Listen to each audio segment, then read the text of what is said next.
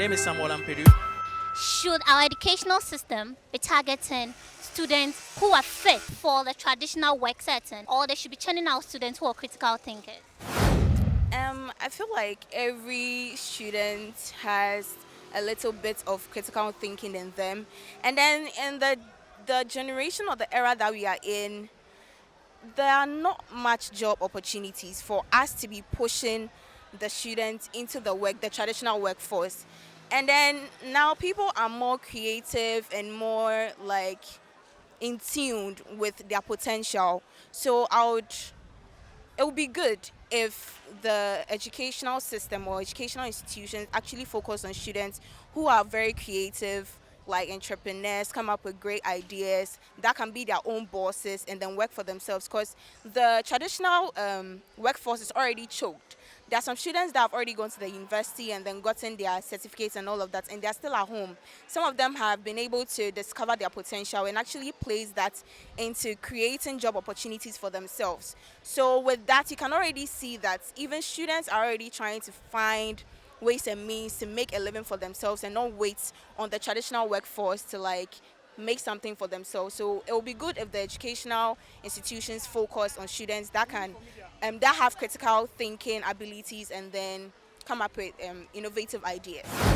You know, we should channel our students for the both for the academia and for the workforce. What has made the super nations like Japan and Co to become the nations they have become are the technical people, those that are the creative people, those that are able to put one and two together and bring solutions in terms of inventions and all that. You know, we have focused so much on just the book, and the book has not really helped. So you go to some of the government offices and there are all kinds of policies that have never been implemented. But in the advanced world, like I mentioned earlier, like Japan, China, some of those countries, Singapore, if you look at how they change, how they transform the economy, they depended on the technical and the vocational sector to bring about a change. So those patterns is very, very important.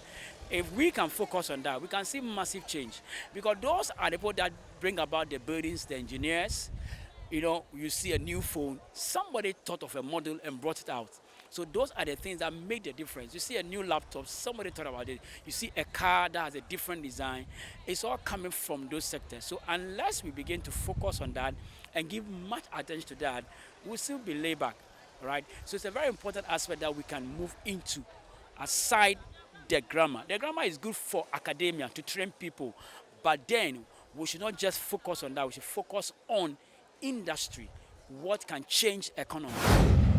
Okay, so I think our predecessors adopted this thing from our colonial masters, because then when you look at them, they channeled or they taught our ancestors to be teachers and to raise them to be critical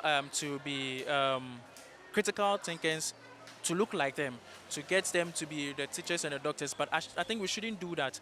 Our curriculum or our education system should be able to train kids or people to be artistic in terms of coming out to create certain things, because it's these people that will help build a nation.